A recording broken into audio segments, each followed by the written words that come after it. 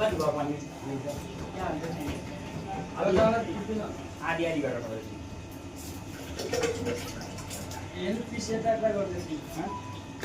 त्यसका नि आधी गर्नु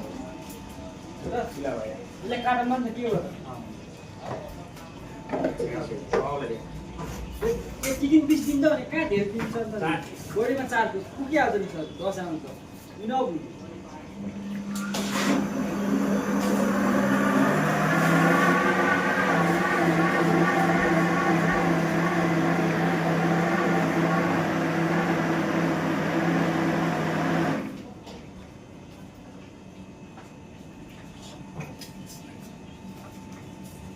या कम्पाउन्डर एक दिन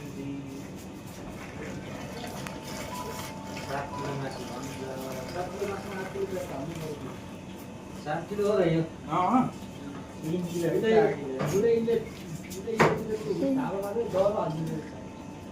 3 किलो मटनमा 5 किलो खायो यस्तो फुल केही पठाइदिनु